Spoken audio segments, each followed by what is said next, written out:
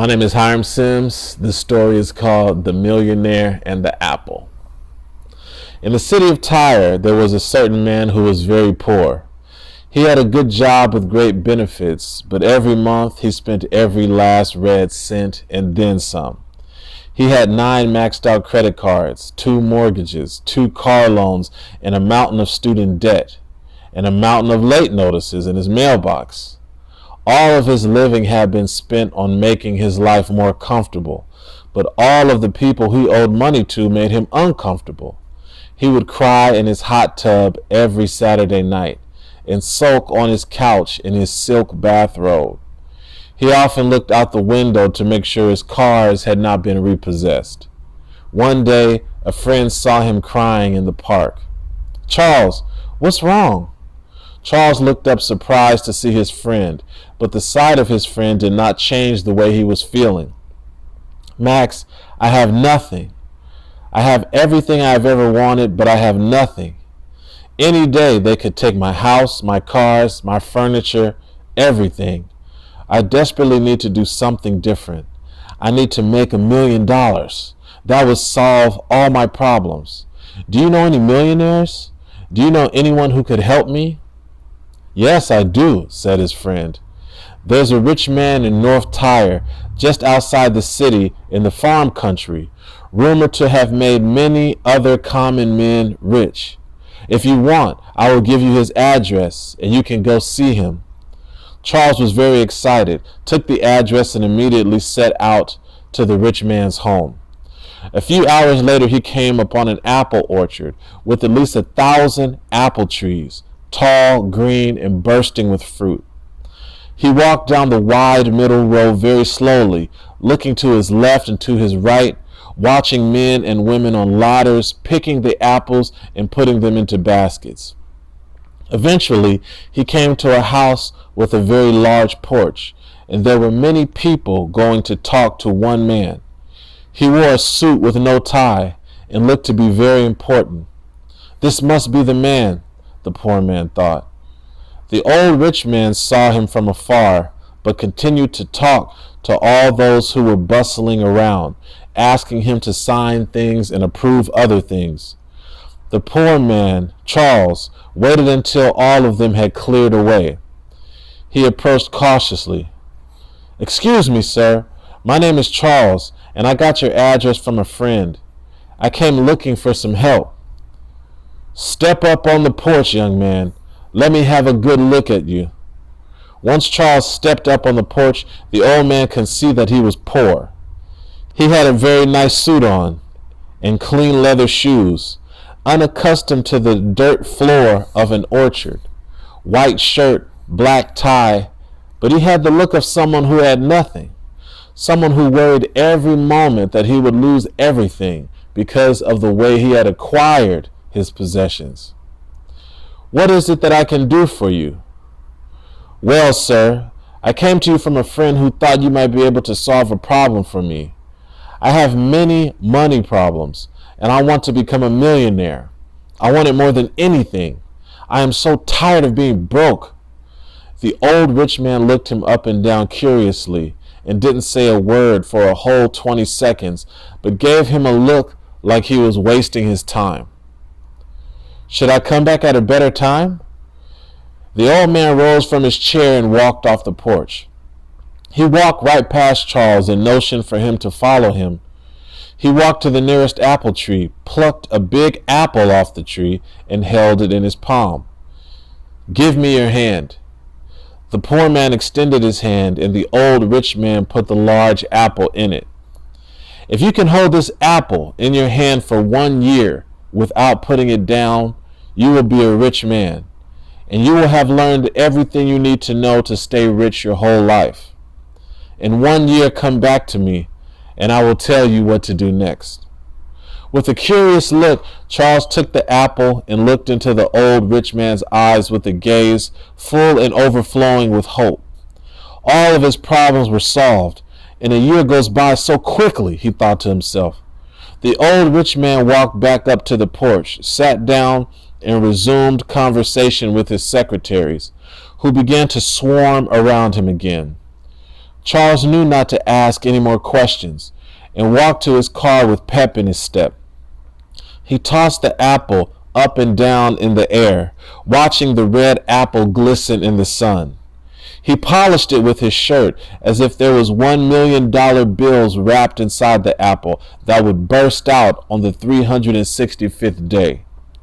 It was dark when he got home, and he fell asleep almost immediately, dreaming of his money, apple in hand. On the second day, he woke up ferociously hungry, like he had never eaten a day in his life. He looked at the apple in his hand with a powerful desire to eat it, but he knew if he did that, he wouldn't learn anything. He walked to his refrigerator, peered into the glowing white box, and saw nothing. He wasn't much of a cook and thought he couldn't really afford it. He wasn't much of a cook, and though he couldn't really afford it, he ate out every day. He ate some toast instead, but all day he kept looking at the apple, thinking of applesauce, fried apples, apple pie, apple turnovers, and apple dumplings. At night he dreamt of eating apples. The next morning when he woke up, the apple was next to his hand, out of his hand. He wondered, of course, if he was supposed to hold it while he was sleeping. Surely no one could hold an apple in his sleep. He picked it up, walked out of the living room, and called his friend Max, who had given him the man's address. "So what did the old man give you? Did he give you a book, some advice? Did he give you a loan? If he gave you a loan, then he's a loan shark, and you should have given it back." "He gave me an apple, Max, and told me to hold it for a year." "What? What do you mean? He gave you an Apple computer? Was it a MacBook?" "No, a literal apple. I'm supposed to hold it for a year." "Charles, I apologize for sending you over there. I was told he helped some people out, but it was probably a mistake. Fruit never made anybody rich." "Exactly. But it seemed like he wanted me to learn something. I honestly don't know if I have time for this. I need money like yesterday. I know you're a school teacher. Have you ever heard of anything like this?" "Nah, man, never. Some people are so intimidated by other people's success that they hide all the good connections and keep them for themselves. I think you should buy real estate, man. Real estate is where the money is at. Buy an apartment building or something." After this, Charles went to work at the Mercedes dealership, feeling more and more that he got scammed by the hour. He still, however, held the apple in his hand. He still held on to the glimmer of hope that something would happen that would make this all worth it. The next morning, the apple was even further from his hand when he woke up. It was as if someone yanked it from his hand, but sat it gently next to him. It was as if the apple itself was trying to get away from him. When he arrived at work, a client was waiting for him in the waiting room. He came out, greeted the client, and brought her back to his office. Charles was very excited about this client, hoping that if he landed her, he would receive a big bonus check for the car she might buy. He looked out of the window to make sure his car had not been repossessed. Then he focused back on her. "Hello, Charles. May I ask, why are you holding an apple?" He looked at the apple very hard for 14 seconds straight, then said, "I don't know." He took a bite from the apple, then threw it in the trash. The apple was delicious, but tasted a little like the sweat of his hand. "Now let's talk about how we can get you into a new Mercedes." Hours passed. After work was over, he walked out of his office and past the trash can and saw the apple lying in there, uncovered. It was as if the apple had turned black and festered within those hours, and all of a sudden his stomach began to turn. He wondered if the apple was full of poison, but he remembered the old rich man pulling it off the tree. He walked to his car holding his stomach. It was not food poisoning, but something within him had died. And as he sat in his car, the hopelessness came crashing down like an anvil. the silent but pervasive feeling that things were not going to get better for him. Instead of turning right towards home, he turned left, headed toward the apple orchard. When he arrived, he walked down the long middle corridor until he came upon the house with the old man sitting on the porch alone. The old rich man saw him coming from a mile away and motioned for him to come closer, not surprised in the least that the poor man was empty-handed. "Good afternoon, sir. I failed you. I let go of the apple at work today. I realize that I will always be in this position, looking over my shoulder, wondering if I will lose everything. I've made peace with that. But even though I wasn't able to hold on to the apple, I came to ask you why you gave me that apple and what I was supposed to learn." The old man stared at him curiously, shocked that he had the audacity to ask, but slightly pleased. "I will say first, young man, that you do not deserve to know the answer to your question, because you gave up on the way by which the lesson is acquired.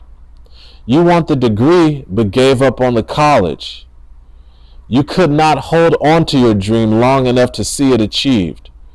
This is the first lesson you should have learned the moment you threw the apple away. You thought there was a flaw in the apple, but the apple pointed out a flaw in you." The young man sat down on the porch, halfway sulking, hopeless, but excited about what the lesson would reveal to him next. "Fret not, young man. Most men throw the apple away and never return. If you had held on to the apple after the excitement wore off from the certainty of your coming fortune, you would have had a strong desire to eat the apple. This is your temptation, the desire to have what you want in the future right now, knowing that if you have it, you will have nothing tomorrow. Having today what should be earned for tomorrow is the reason you are a poor man today, even with all of the possessions you have. Very soon after that, you would have begun to doubt this whole process. You would keep asking yourself why you need to learn the lesson this way. And this is when the doubt begins to creep in.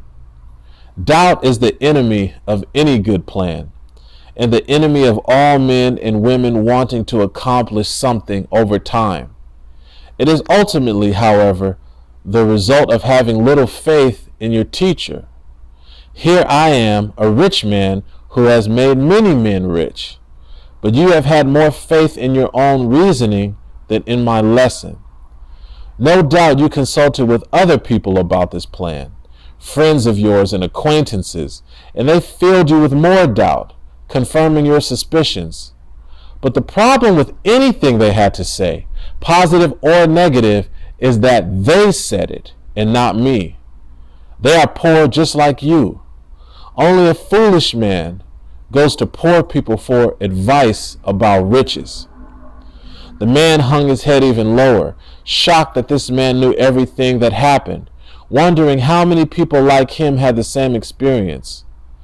He sat on the porch ashamed. Soon after that, you would have become distracted by the everyday routine of your life.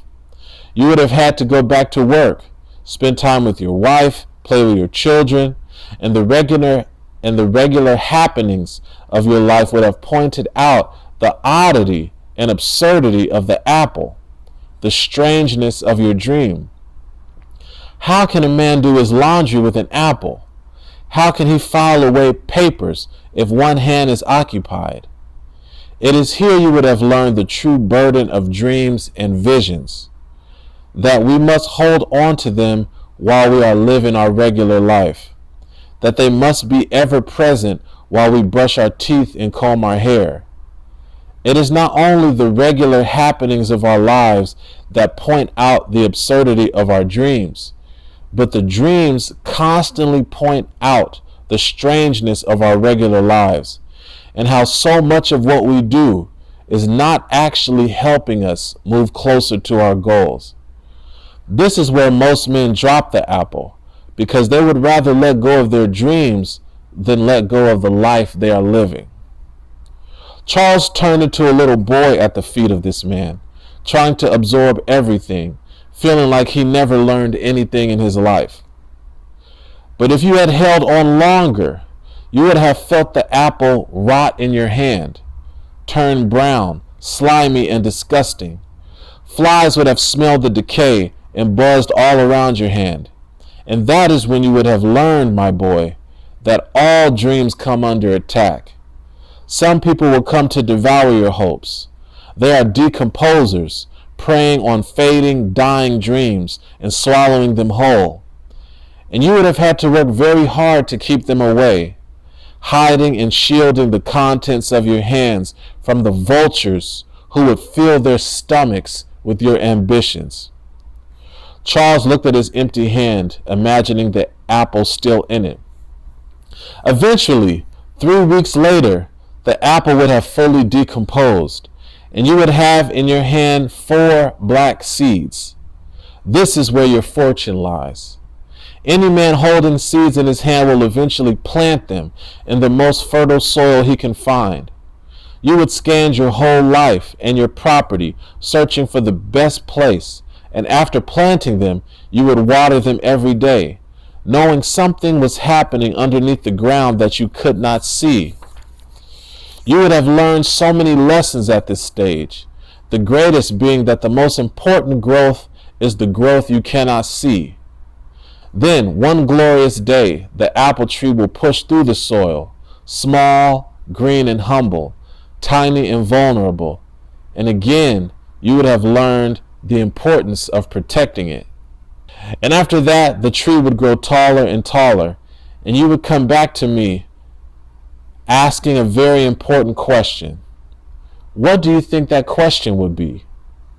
Charles said, I would ask, how do I take care of an apple tree so that it grows taller and produces fruit?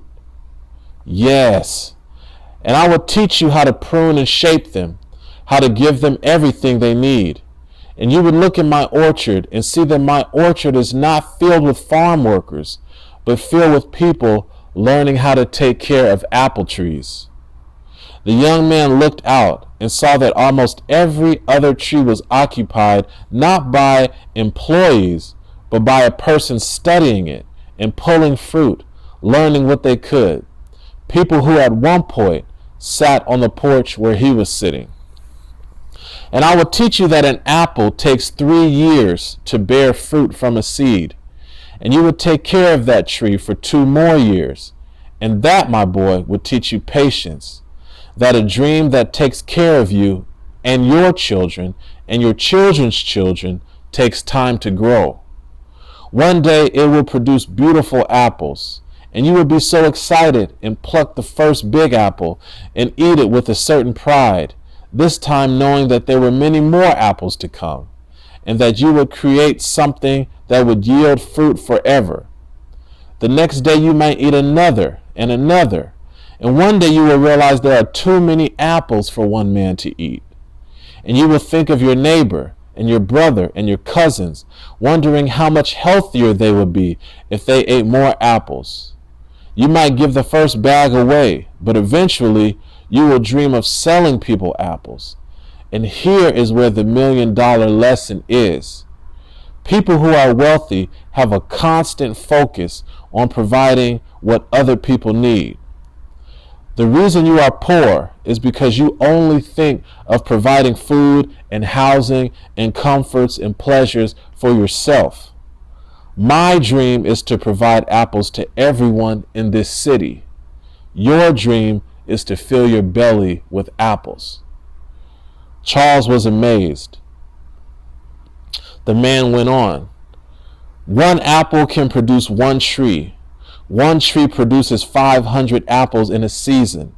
Each one of those 500 apples can produce a tree. Those trees can produce 500 apples in a season.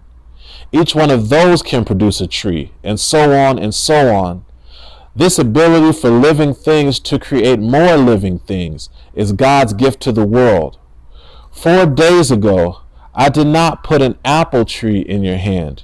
I put 1,000 apple trees in your hand. Charles began to cry. He mourned for what he surrendered when he threw the apple away in his office. He mourned for the joy of watching the first tree grow and the 1,000 trees that could have come after. Seeing his tears, the old man walked off the porch again, went to the nearest apple tree, plucked an apple off, and came back to the porch, standing in front of Charles. "Give me your hand." Charles looked up, surprised, and extended his hand. The old rich man put the apple in it. Nothing wrong with wanting to be a millionaire, but the future belongs to men and women who can hold the vision over time and give other people something that makes their lives better. The old man walked back up to his chair once again, and within seconds was swarmed with secretaries and employees. Charles walked off the porch, down the wide middle path, and off into the warm glow of the afternoon sun, apple in hand.